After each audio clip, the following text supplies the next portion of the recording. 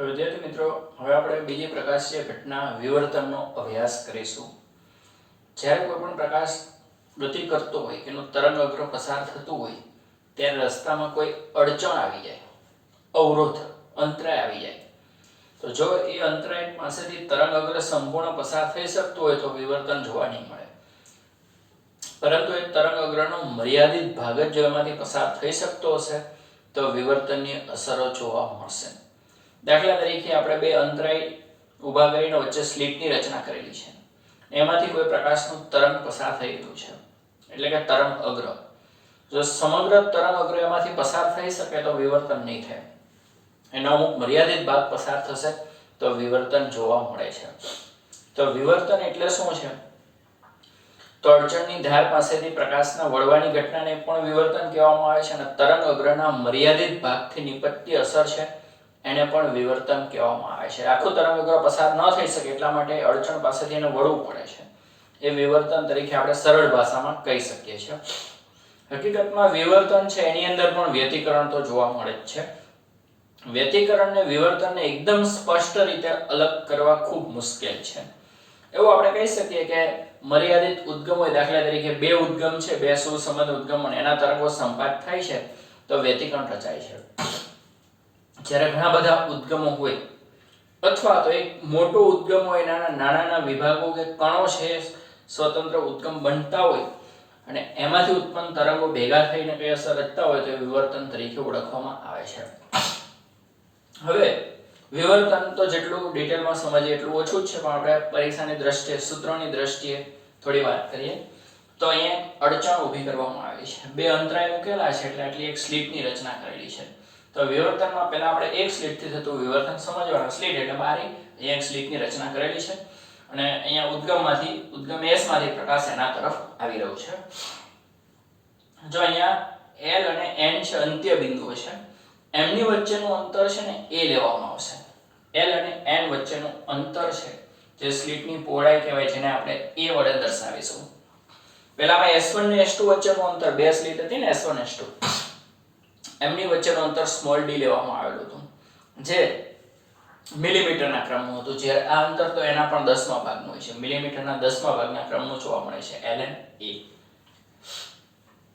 a m એટલે સ્લિટનું મધ્ય બિંદુ છે, એટલે આ માપ a/2 થશે, આ માપ a/2 થશે.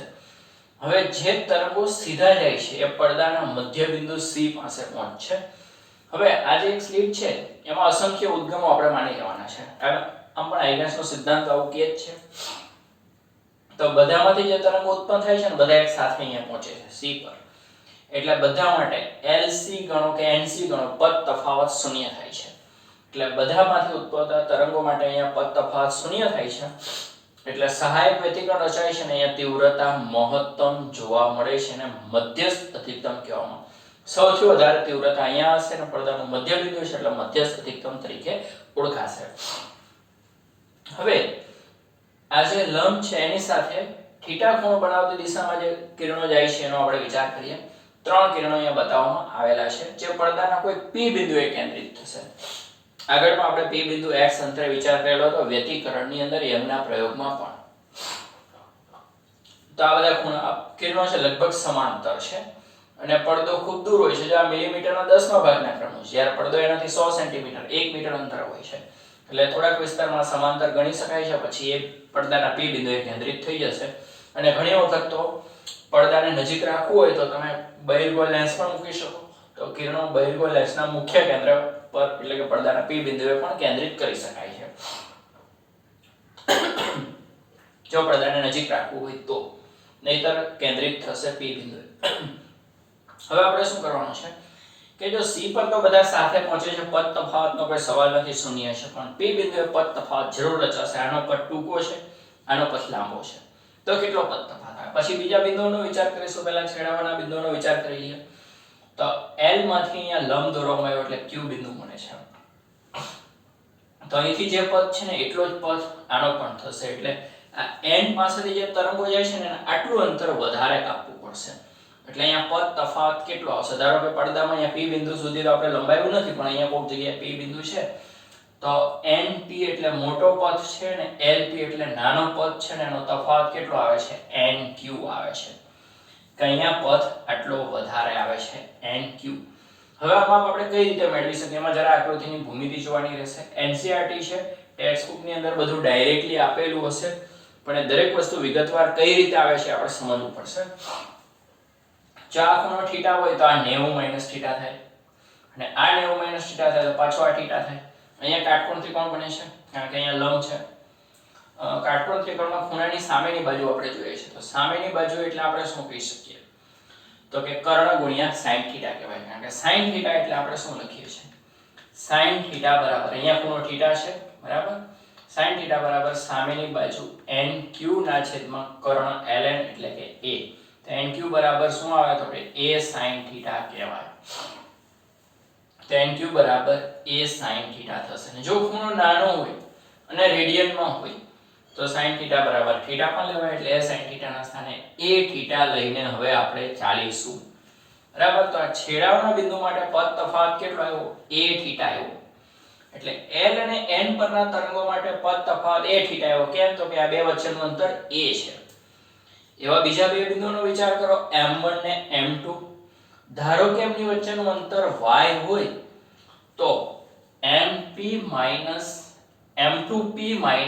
m1p કેટલું થાય? તો કે y થીટા થાય. આના પરથી આપણે કહી શકીએ છેડાના બિંદુ વચ્ચેનું અંતર a છે એટલે પદ તફાવત a થીટા થયો. તો બીજા બે બિંદુ વચ્ચેના લઈ લો m1 m2, જેમની વચ્ચેનું અંતર y હોય તો પદ તફાવત y થીટા થાય. મતલબમાં આ સ્લિપમાં કોઈ પણ બે બિંદુ વિચારો, એમની વચ્ચેનું જે અંતર હશે ને ગુણ્યા થીટા એટલો પદ તફાવત ત્યાં રચાશે. ઓકે, હવે આપણે મહત્તમ તીવ્રતાની વાત તો કરી દીધી છે. હવે આપણે સૌપ્રથમ ન્યૂનતમ તીવ્રતા ક્યાં મળે જોવાની છે, કે આ C બિંદુની આસપાસ તો મહત્તમ તીવ્રતા છે. હવે 0 ક્યાં આવે છે એ જોવાની છે, પછી પાછી મહત્તમ ક્યાં આવે એનો વિચાર કરશું. પહેલામાં કેમ મધ્યમાં પ્રકાશિત શલાકા હતી, પછી અપ્રકાશિત શલાકો આવી, પાછી પ્રકાશિત શલાકા હોય, એવું જ કંઈક. તો ધારો કે a થીટા માપ આવે છે ને, કે આપણે a થીટા માપ માની લો કે લેમ્બડા થાય છે, એવો ખૂણો થીટા પસંદ કરીએ. થીટા ખૂણો જાય છે, p બિંદુ ક્યાં લેવો છે આપણે કઈ ફિક્સ તો કીધું નથી, ખૂણો થીટાની કોઈ કિંમત લીધી નથી, આપણે થિયરી સમજીએ છીએ સૈદ્ધાંતિક. તો માની લો કે થીટા એવો પસંદ કરવામાં આવે કે a થીટા બરાબર લેમ્બડા થાય, જે પ્રકાશ આપત થાય છે ને એની તરંગલંબાઈ લેમ્બડા જેટલું થાય. જો કે હમણાં લેમ્બડા લઈએ છે, પછી 2 લેમ્બડા 3 લેમ્બડા n લેમ્બડા બી કહી શકશું વ્યાપક રૂપે, જેમ કે અહીંયા. તો a થીટા બરાબર લેમ્બડા છે, તો થીટા બરાબર લેમ્બડા બાય a થશે. હવે અહીંયા તમે જોઈ શકો છો કે આપણે બે ભાગ પાડેલા છે ને, બે ભાગ છે ને એના મિડલમાં બિંદુ m1 ને m2 છે. તો m1 ને m2 વચ્ચેનું આખું અંતર a છે, તો m1 ને m2 વચ્ચેનું અંતર a/2 થશે. તો m1 m2 વચ્ચેનું અંતર a/2 થાય તો આજે પદ તફાવત કેટલો? તો y ના સ્થાને a/2 લેવું પડે ને, a/2 થીટા. થીટાની કિંમત લેમ્બડા બાય a છે, એવું d એટલે લેમ્બડા બાય. જો આ વસ્તુ બરાબર ધ્યાનથી સમજો, કારણ કે ટેક્સ્ટ બુક ની અંદર આવું વિગતવાર કયા આપેલું નથી, ડાયરેક્ટ લખી દીધું છે બધું બરાબર, એટલે સમજવું જરૂરી છે અને અઘરું પણ નથી. એકવાર ધ્યાનથી સમજી લો એટલે ચાલશે. પદ તફાવત કેટલો થયો? Lambda by 2. m1 ને m2 માંથી જે તરંગો ઉત્પન્ન થાય છે p બિંદુએ પદ તફાવત લેમ્બડા બાય 2 આવે એટલે કયું વ્યતિકરણ રચાશે? વિનાશક વ્યતિકરણ. શુંગ અને ગત ભેગા થઈ જશે, પરિણામ તીવ્રતા શૂન્ય કરી દેશે. એટલે m1 ને m2 ને કારણે પડદાના p બિંદુએ તીવ્રતા શૂન્ય થઈ જશે, એટલે ન્યૂનતમ કહેવામાં આવે છે. સંપૂર્ણ 0 નથી થતી, એકદમ માઇનોર હોય છે, એટલે ન્યૂનતમ શબ્દ વિવર્તનમાં વપરાય છે. વ્યતિકરણમાં અને વિવર્તનમાં આ જ ફરક છે. વ્યતિકરણમાં જે પ્રકાશિત હોય ને સંપૂર્ણ પ્રકાશિત હોય, ને અપ્રકાશિત હોય ને સંપૂર્ણ અંધકાર જ હોય. જ્યારે વિવર્તનમાં ઘણા બધા બિંદુઓનો વિચાર કરવાનો છે. બે ઉદ્ગમ નથી, બે ફિક્સ તરંગો હોય તો શું ભેગા થયા, મહત્તમ ગત ભેગા થયા, સંપૂર્ણ શૂન્ય. અહીંયા તો અસંખ્ય બિંદુઓ અસંખ્ય ઉદ્ગમનો વિચાર કરી રહ્યા છે, એટલે સંપૂર્ણ એકબીજાની અસર નાબૂદ થવું જરૂરી નથી. જો કે લગભગ 0 જ હશે, એટલે આપણે ન્યૂનતમ શબ્દ વાપરવો વધારે યોગ્ય સમજશું. ન્યૂનતમ મળશે બરાબર, ન્યૂનતમ કે જ્યાં તીવ્રતા શૂન્ય હશે. આ બાજુ પણ જેટલો થીટા ઉપર લીધો એટલો થીટા નીચે સમમિતિ છે આખી બરાબર, જેવું વ્યતિકરણમાં હતું. ઓકે, હવે આ તો આપણે લેમ્બડા લીધું, લેમ્બડાને બદલે 2 લેમ્બડા લીધું હોત તો, 3 લેમ્બડા લીધું હોત તો, n લેમ્બડા લીધું હોત તો થીટા બરાબર શું આવત? તો કે n લેમ્બડાના છેદમાં a આવત, ને પદ તફાવત કેટલો આવત? થીટા a પદ તફાવત n લેમ્બડા મળત.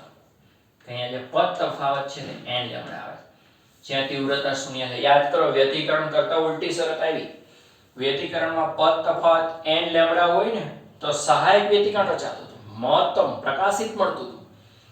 જ્યારે અહીંયા પદ તફાવત n લેમ્ડા હોય ને તે ન્યૂનતમ મળે છે, અપ્રકાશિત મળે છે. બરાબર. વ્યાપક રૂપે આપણે આવું કહી શકીએ a થીટા એટલે પદ તફાવત થાય એટલે કે n લેમ્ડા થશે. આ થીટાની કિંમત છે. હવે ન્યૂનતમની વાત કરી કે ભાઈ અહીંયા પડદાનો C બિંદુ છે ત્યાં મહત્તમ તીવ્રતા જોવા મળે, આ પ્રકાશિત શલાકા જોવા મળે છે. પછી એવો વિભાગ આવે છે જ્યાં અંધકાર છે, ન્યૂનતમ છે. હવે પાછો એવો વિભાગ પણ આવશે જ્યાં ફરી પ્રકાશ જોવા મળશે. તો એના માટેની શરત શું કરશું? તો જો અહીંયા લેમ્ડા લઈને ચાલ્યા તો લેમ્ડા બાય 2 માં પરિણામ આવ્યું અપ્રકાશિત. તો હવે લેમ્ડા બાય 2 લઈને ચાલીએ એટલે કે n plus half lambda. n ની કિંમત પહેલી 1 લઈ લઈએ. અહીંયા હકીકતમાં n લેમ્ડા આપણે n ની કિંમત 1 લઈને ચાલ્યા, એમાં અહીંયા n ની કિંમત પણ 1 લઈને ચાલીએ છીએ. n લેમ્ડા તો 1 લેમ્ડા, અહીંયા n પ્લસ હાફ લેમ્ડા એટલે 1 પ્લસ હાફ લેમ્ડા. એ તમે સમજી શકો છો. 1 પ્લસ હાફ એટલે 3/2 લેમ્ડા થશે. a થીટા બરાબર 3/2 લેમ્ડા. તો થીટા બરાબર 3 લેમ્ડાના છેદમાં 2a થશે. બરાબર. આ યાદ રાખો. હવે આપણે સ્લિટ છે ને એના 3 ભાગ પાડવાના છે, 3 સરખા ભાગ, 1 2 અને 3 ભાગ. એમાંથી પહેલા 2 ભાગનો વિચાર કરીએ. પહેલા 2/3 ભાગ માટે પદ તફાવત કેટલો થાય? આખું a છે તો 2/3 કેટલો થાય? 2/3 a * થીટા. પદ તફાવત તો a થીટા છે બધા બિંદુઓ માટે. હવે થીટાની કિંમત અહીંયા મૂકીએ તો 3 લેમ્ડા બાય 2a, તો 2a ઉડી જશે અને 3 પણ ઉડી ગયા, લેમ્ડા આવ્યું. જો લેમ્ડા લઈને ચાલ્યા તો લેમ્ડા બાય 2 આવ્યું અને 3/2 લેમ્ડા લઈને ચાલ્યા તો લેમ્ડા આવ્યું. એટલે સહાયક વ્યતિકરણ. વિવર્તનની અંદર પણ અંતે તો ટુકડા ટુકડામાં વ્યતિકરણ જ છે. તો પદ તફાવત લેમ્ડા હોય એનો મતલબ કે ત્યાં સહાયક વ્યતિકરણ રચાશે. બરાબર. તીવ્રતા આપણને જોવા મળશે. હવે એટલે મહત્તમ નામ આપેલું છે. હવે આ રીતે 2 ભાગનો વિચાર કર્યો તો એના માટેની આ વાત થઈ. હજી ત્રીજો ભાગ, ત્રીજો ટુકડો છે એ બાકી રહી જશે. વ્યાપક રૂપે આપણે શું કહી શકીએ છીએ? તો મહત્તમ અધિકતમ માટે વ્યાપક રૂપે છે અહીંયા 1 પ્લસ હાફ લેમ્ડા લીધો, 1 ને બદલે n મૂકી દો તો થીટા બરાબર n plus half lambda by a સ્વરૂપે લખી શકીએ છીએ આપણે. અને બીજી એક ખાસ સમજવા જેવી વસ્તુ જે તમે સિમ્પલ રીતે સમજી શકો છો. જો આના 2 ભાગ કર્યા ને તો 2 ભાગે એકબીજાની અસર નાબૂદ કરી દીધી. બરાબર. 3 ભાગ કર્યા ને તો પહેલા 2 ભાગે એકબીજાની અસર નાબૂદ કરી દીધી. તો ત્રીજો ભાગ બાકી રહી ગયો. હકીકતમાં જો અહીંયા શું થાય છે કે પદ તફાવત આપણો લેમ્ડા આવ્યો. બરાબર. આ 3 ટુકડા પાડ્યા, એમાંથી 2 ટુકડા માટે પદ તફાવત લેમ્ડા આવ્યો. એમાં કોઈ પણ 2 બિંદુઓ લેવા જાવ તો એનો લેમ્ડા બાય 2 થાય અને લેમ્ડા બાય 2 થાય.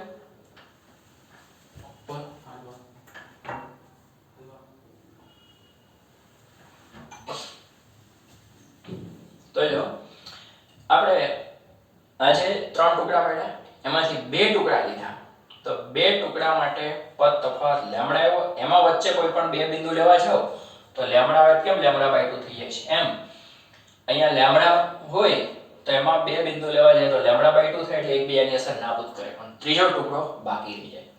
એટલે સિમ્પલ રીતે જો 2 ટુકડા હોય તો 2 એકબીજાની અસર નાબૂદ કરી દે છે, પણ 3 ટુકડા હોય તો 2 ટુકડા એકબીજાની અસર નાબૂદ કરે, જ્યારે એક ટુકડો બાકી રહી જાય છે. એટલે કઈ તીવ્રતા જોવા મળે છે.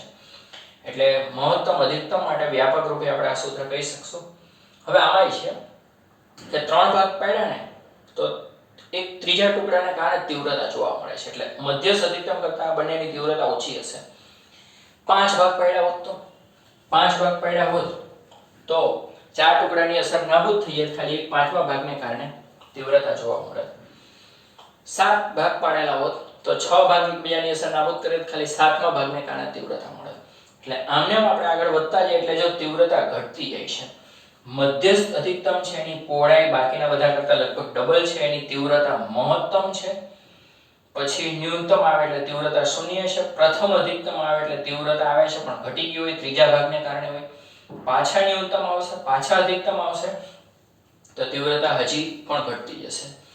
એટલે 1/3, 1/5, 1/7 એ રીતે તીવ્રતા જોવા મળશે. એમ આપણે આના આધારે કહી શકીએ છીએ. ફરી એક વખત અહીંયા ધ્યાનથી જુઓ.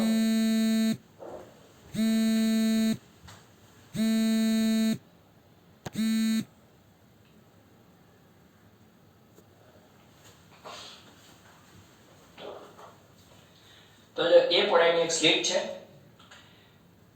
L અને N ને કારણે P બિંદુ પાસે પદ તફાવત કેટલો થયો તો એ મેળવવા માટે આપણે લંબ દોર્યો તો પદ તફાવત NQ થયો. આ માપ A છે, આ ખૂણો થીટા છે એટલે આ માપ થયું A sin થીટા. અને ખૂણો નાનો છે રેડિયનમાં છે એટલે A sin થીટા ને બદલે A થીટા લેવામાં આવ્યું. હવે કોઈ પણ બિંદુ M1 ને M2 લો જેમની વચ્ચેનું અંતર y હોય તો પદ તફાવત y થીટા થશે. અંતર a હોય તો પદ તફાવત a થીટા થાય, અંતર y હોય તો પદ તફાવત y થીટા થશે. બરાબર, આ એક વ્યાપક પરિણામ નક્કી થઈ ગયું. હવે આપણે શું કરીએ છીએ કે આના બે ભાગ વિચારીએ છીએ. આખી જે a પહોળાઈની સ્લિટ છે એના બે ભાગ પાડી દીધા એટલે a/2 a/2 છે. હવે બે ભાગમાંથી એક એક બિંદુ m1 ને m2 એવા લીધા જેના માટે દેખીતી વસ્તુ છે કે પદ તફાવત a/2 થશે. પદ તફાવત a/2 થશે અને જો આપણે θ એવો પસંદ કરીએ કે a θ બરાબર λ થાય તો θ બરાબર λ/a થાય તો અહીંયા પદ તફાવત a/2 θ ની કિંમત મૂકી λ/a એવડી આ λ/2 થયું એટલે m1 ને m2 બિંદુ છે બે બિંદુએ એકબીજાની અસર નાબૂદ કરી દેશે, વિનાશક વ્યતિકરણ રચાશે. જો આ વિભાગના દરેક બિંદુને અનુરૂપ આ વિભાગમાં એક બિંદુ એવું મળશે કે જેને કારણે પદ તફાવત λ/2 થશે અને વિનાશક વ્યતિકરણ રચાશે. બરાબર, m1 m2 ની L થી m સુધી અને એવી જ રીતે m થી n સુધી એવા બિંદુઓની જોડ મળશે. એમાંથી એક નમૂનો m1 m2 છે કે જેને કારણે પદ તફાવત λ/2 થશે, તીવ્રતા શૂન્ય થશે, વિનાશક વ્યતિકરણ રચાશે અને ન્યૂનતમ કહેવામાં આવશે. વ્યાપક રૂપે આપણે n λ/a લઈ શકીએ. બે ભાગ પાડેલા છે તો ચાર ભાગ બી પાડી શકીએ, 6 ભાગ પણ પાડી શકીએ જેને કારણે ન્યૂનતમ મળશે. હવે આપણે આના ત્રણ ભાગ પાડીએ તો શું થાય? ત્રણ ભાગ વિચાર કરવાના છે અને a θ બરાબર છે λ લેતા હતા ને એના બદલે 1 + ½ λ એટલે કે 3/2 λ લઈએ તો θ બરાબર આવું થશે. હવે ત્રણ ભાગ પાડ્યા છે એમાંથી બે ભાગને ધ્યાનમાં લઈએ તો એમની વચ્ચેનું અંતર કેટલું થશે? 2/3a 2/3a * θ. હવે θ ની આપણે કિંમત મૂકીએ તો જવાબ આવ્યો λ. તો જો અહીંયા જે λ હતું, λ ભાગ હતો એમાં λ/2 પદ તફાવત ધરાવતા બે બિંદુ મળ્યા. એવી જ રીતે હવે ખાલી 2/3 જે ભાગ છે ને એમાં પણ λ આવ્યો તો એમાં λ/2 વાળા બે બિંદુઓ મળશે જે એકબીજાની અસર નાબૂદ કરશે, પણ ત્રીજો ટુકડો તો બાકી જ રહી જશે 1/3 ભાગ. એને કારણે કઈક તીવ્રતા જોવા મળે છે એટલે મહત્તમ કે અધિકતમ કહેવામાં આવે. નો ડાઉટ કે એની તીવ્રતા આના જેટલી તો નહીં જ હોય, આના જેટલી નહીં હોય, એના કરતાં ઘણી ઓછી હશે. આ વ્યાપક રૂપે θ બરાબર n + ½ λ/a હોય એટલે પદ તફાવત a θ એટલે n + ½ λ થઈ જાય. તો ખાસ જો વિવર્તનમાં વ્યતિકરણ કરતા શરતો ઉલટી આવે છે કારણ કે એમાં બે ભાગ પાડીને કરવામાં આવે છે. વ્યતિકરણની અંદર n λ હોય તો પ્રકાશિત હતું અને n + ½ λ હોય તો અપ્રકાશિત હતું. જ્યારે વિવર્તનમાં n λ હોય તો અપ્રકાશિત છે અને n + ½ λ હોય ત્યારે પ્રકાશિત થાય છે. આ બાજુ આવી એટલે પદ તફાવત થઈ જાય. એકદમ સિમ્પલ એટલે એવું કહી શકીએ કે સ્લિટના બે ભાગ પાડો તો બે એકબીજાની અસર નાબૂદ કરી દેશે. λ λ/2 વાળા ચાર ભાગ પાડો તો પણ દરેક ભાગે એક એકની અસર ના એટલે બેકી સંખ્યામાં ભાગ પાડશો તો તીવ્રતા શૂન્ય થઈ જશે. જ્યારે એકી સંખ્યામાં ભાગ પાડશો, ત્રણ પાડશો તો બે ની અસર નાબૂદ કરશે, λ λ/2 મળશે પણ એક બાકી રહી જાય. પાંચ પાડશો તો ચાર નાબૂદ કરશે, એક બાકી રહી જશે. એટલે એકી સંખ્યાના ભાગ પાડશો તો તીવ્રતા જોવા મળશે ને બેકી સંખ્યાના ભાગ પાડો તો તીવ્રતા શૂન્ય થઈ જશે. એટલે બેકી સંખ્યામાં ન્યૂનતમ મળશે ને એકી સંખ્યા ભાગ પાડશો તો અધિકતમ મળશે પણ એની તીવ્રતા ઘટતી જશે. ત્રણ ભાગ પાડેલા જે તીવ્રતા હોય એના કરતાં પાંચ ભાગમાં ઓછી હશે. એટલે મધ્યસ્થ અધિકતમની તીવ્રતા મહત્તમ હશે, બાકીના અધિકતમની તીવ્રતા ક્રમશઃ ઘટતી જશે. વ્યતિકરણમાં આવું નથી. વ્યતિકરણમાં બધી પ્રકાશિત શલાકાઓની તીવ્રતા એક સરખી હતી. આલેખ યાદ કરો, બરાબર. જ્યારે અહીંયા મધ્યસ્થ અધિકતમની જ વધારે છે, પછી ક્રમશઃ ઘટતી જાય છે એમ આપણે જોઈ શકીએ છીએ. હવે અહીંયા આકૃતિની અંદર વ્યતિકરણ અને વિવર્તન બેને ભેગા કરી દીધા છે કે આ જે દર્શાવે છે ને વિવર્તન માટેનો આલેખ છે. મધ્યસ્થ અધિકતમ તીવ્રતા I0 છે, પછી આ ન્યૂનતમ 0 છે, પ્રથમ અધિકતમ ત્રીજા ટુકડાને કારણે પાછા ન્યૂનતમ આવે છે.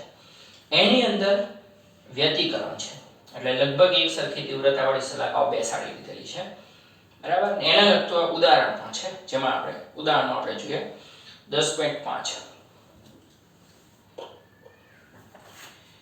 તો ઉદાહરણ 10.3 માં 5 ની અંદર 3 ની માહિતી આવે છે.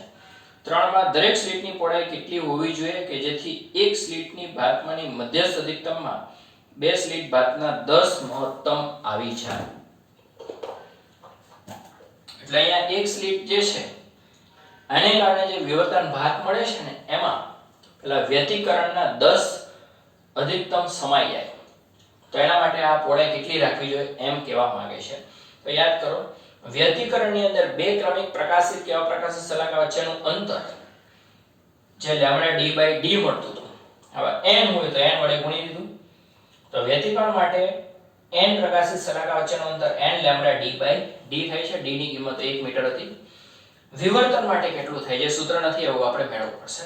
માની લો કે આ માપ x છે, તો આ પણ x થશે, એટલે આ જે મધ્યસ્થ અધિકતમ છે એની પહોળાઈ કેટલી થશે? 2x થશે. હવે x ની કિંમત કઈ રીતે મળે? ખૂણાની રેડિયનમાં વ્યાખ્યા ખૂણો θ એટલે ચાપ x ભાગ્યા ત્રિજ્યા d. આ માપ પણ d જ છે, પહેલામાં પણ d જ આવતું હતું, બીજા અને ત્રીજા પડદાનું અંતર. તો x ની કિંમત શું થાય? θ d થશે. તો અહીંયા 2x, x ના સ્થાને θ d, અને θ ની કિંમત કેટલી મળે? તો કે θ ની કિંમત λ/a છે, તો λ/a મૂકી દીધું. તો જો વ્યતિકરણમાં n λd/d છે, તો અહીંયા 2d λ/a છે. હવે બે સરખાવી દો. આના 10 સમાળવાના છે એટલે n ની કિંમત 10 લઈ લો. કેપિટલ D તો બે માં ઉડી જશે. તો ટૂંકમાં અહીંયા 10 લે તો 10 λ/d બરાબર 2 λ/a. તો લેમ્બડા પણ ઉડી જશે. અહીંયા 2 છે, 10 છે એટલે 5 બાકી રહેશે. આપણે a શોધવાનું છે. તો a વ્યસ્ત કરતો તો a બરાબર શું થશે? d/5 થશે. તો ઉદાહરણ 10.3 ની અંદર સ્મોલ d ની કિંમત 1 મિલીમીટર હતી. 1/5 કરો એટલે 0.2 મિલીમીટર થશે. તો એક ખાસ વસ્તુ યાદ રાખો, જો વ્યતિકરણમાં n λd/d 1 હોય તો λd/d 5 હોય તો 5 λd/d 10 હોય તો 10 λd/d થશે. જ્યારે વિવર્તનની અંદર મધ્યસ્થ અધિકતમની અંદર x અને x 2x છે એટલે 2θd એટલે કે 2d λ/θ ની કિંમત મૂકવામાં આવી. એટલે એક સ્લિટ માટે જ આ સૂત્ર ફિક્સ છે મધ્યસ્થ અધિકતમ. અહીંયા એવું કીધું છે કે આના મધ્યસ્થ એક સ્લિટથી થતા વિવર્તનના મધ્યસ્થ અધિકતમમાં વિવર્તનના 10 અધિકતમ સમાઈ જવા જોઈએ. એટલે આના બરાબર આ પણ n ની કિંમત 10. કેપિટલ D ઉડી ગયા, લેમ્બડા ઉડી ગયા, તો સ્મોલ a ની કિંમત કેટલી આવી? d/5. d 1 મિલીમીટર એટલે 0.2 મિલીમીટર થાય છે. તો પહેલામાં જે d આવતા હતા s1 ને s2 વચ્ચેનું અંતર જે 1 મિલીમીટર હોય ને, તો અહીંયા સ્લિટની પહોળાઈ એનો 5મો ભાગ 0.2 મિલીમીટર રાખવું પડે. જો આ એક મધ્યસ્થ અધિકતમની અંદર આ એક મધ્યસ્થ અધિકતમમાં તમારે 10 પ્રકાશિત સલાકાઓ સમાવી દેવી હોય, વ્યતિકરણની 10 સલાકાઓ એક મધ્યસ્થ અધિકતમમાં સમાવી દેવી હોય ને, તો આ જે a છે ને પહેલાના d કરતા 5મા ભાગનો રાખવો પડે. 20 સમાવી હોય તો 10મા ભાગનો રાખવો પડે. એમ આપણે કહી શકીએ છીએ. હવે એક ઘરે કરવાનો પ્રયોગ છે 10.6.2 એક સ્લિટ વિવર્તન ભાતને જોવી. તો એ કઈ રીતે જોઈ શકાય છે? તો આપણે જે બ્લેડ આવે છે, બે બ્લેડ લેવાની, ચોપડીની અંદર આકૃતિ બતાવેલી છે, માત્ર જાણકારી માટે સમજવા માટે જ છે કે બે બ્લેડ છે ને તમારે આ રીતે પકડી રાખવાની, અડાડની દેવાની, વચ્ચે સેજ જગ્યા રાખો એટલે સ્લિટની રચના થશે આની જેમ. અને પછી પ્રકાશિત બલ્બ. હવે તો એવા બલ્બ જોવા નથી મળતા કે પારદર્શક કાચના ગોળાઓ આવતા, વચ્ચે ફિલામેન્ટ આવતો. એ ફિલામેન્ટ બરાબર આ સ્લિટની વચ્ચે આવે ને એમ એને જોવાનું થશે કે બે બ્લેડ લેવાની છે, બ્લેડને અંગૂઠાને આંગળીથી એવી રીતે પકડો, વચ્ચે નાની અમથી સ્લિટ બને, અને ત્યાર પછી એ બલ્બના ફિલામેન્ટ બરાબર વચ્ચે આવે ને એવી રીતે જોવાનું થશે. તો તમે વિવર્તન ભાત જોઈ શકો છો. પછી સ્લિટની પહોળાઈમાં વધઘટ કરો, એનો નમન બદલો, તો સલાકાઓમાં શું ફરક પડે છે એ તમે એના પરથી જોઈ શકો છો. બીજો પ્રયોગ એ છે કે સૂર્યપ્રકાશ છે સાયકલની ઘંટડી જેવા કોઈ બહિર્ગોળ સપાટી પર પડે છે ને ત્યાંથી પરાવર્તન પામીને આવે છે, ને એને તમે આવી સ્લિટ બનાવીને જોશો તો પણ તમે આ રીતની વિવર્તન ભાત જોઈ શકો છો. તો આ જ આકૃતિ પછી અહીંયા દર્શાવવામાં આવી છે. આ જે છે ને તે આ છે, અને અહીંયા પડદો બતાવ્યો નથી, એ પડદા પર તમને આવું જોવા મળે છે. આ જે C બિંદુની વાત કરીએ ને, C બિંદુ અહીંયા છે જ્યાં મધ્યસ્થ અધિકતમ હશે. હકીકતમાં જોવા આવું મળશે મધ્યસ્થ અધિકતમ, જેની પહોળાઈ વધારે છે એની તીવ્રતા વધારે છે. પછી તરત જ અપ્રકાશિત ભાગ આવશે ન્યૂનતમ, ફરી પ્રકાશિત ભાગ આવશે, પણ આના કરતા એની તીવ્રતા ઓછી હશે અને પહોળાઈ પણ ઓછી હશે. ફરી એવા પ્રકાશિત આવશે અને આલેખ દોરવામાં આવે તો મધ્યસ્થ અધિકતમની તીવ્રતા વધારે, ન્યૂનતમ 0, પાછું અધિકતમ આવશે, પાછું ન્યૂનતમ આવશે, પાછું અધિકતમ આવશે, પ્રકાશિત અપ્રકાશિત. ફરક એટલો જ છે કે પહોળાઈ સરખી નથી, તીવ્રતા ક્રમશઃ ઘટતી જાય છે, જ્યારે વ્યતિકરણમાં એક સરખી તીવ્રતા જોવા મળતી હતી. વિવર્તનની અંદર એવું નથી, મધ્યસ્થ અધિકતમની વધારે છે, બાકીની ક્રમશઃ ઘટતી જાય છે, કારણ કે 3 ભાગમાંથી એક ભાગને કારણે આવે, 5 ભાગમાંથી એક ભાગને કારણે આવે, એટલે ક્રમશઃ ઘટતી જતી જોવા મળે છે. હકીકતમાં આપણે ટેક્સ્ટ બુકની અંદર સૂત્ર તો નથી આપેલું, પણ જો આની તીવ્રતા આ I0 હોય ને તો આ જે છે ને આપણે એમ થાય કે 3 ભાગમાંથી એક ભાગ છે ને એટલે I0/3 હશે. નહીં, સૂત્રથી ગણતરી કરો ને તો I0/22 જેટલું આવે છે. આના કરતા આ છે ને I0 હોય ને તો I0/22 આવે છે, I0/62 આવે છે. જૂની ટેક્સ્ટ બુકની અંદર સૂત્ર આપેલું છે, ગણતરી કરી શકાય છે. હવે આપણે આપેલ નથી, હવે એનું કોઈ મહત્વ રહેતું નથી. તો આ રીતે અહીંયા વિવર્તનનો ટોપિક સમાપ્ત થાય છે. એનું ઉદાહરણ છે એ પણ આવી ગયું છે. હવે એક નાનો અમથો ટોપિક જ બાકી રહ્યો છે, આને લગતું થોડું ઘણું છે વધારાનું, અને એને લગતું એક સુરેખ અંતર માટેનું જેનલ અંતર જે છે, ફેનલ અંતર, એના માટેનું એક ઉદાહરણ છે. એટલે પછી જે ધ્રુવીકોણ આવે છે એ આપણા અભ્યાસક્રમમાંથી નીકળી ગયો છે. તો ધ્રુવીકોણ એને લગતા ઉદાહરણ રદ થઈ ગયા છે, એટલે નાનો અમથો ફેનલ અંતરનો ટોપિક ની નાનો અમથું ઉદાહરણ જ બાકી રહ્યું. ના પછી સીધો સ્વાધ્યાય આવી જાય. સ્વાધ્યાયમાં આપણે 3 ગણાવ્યા.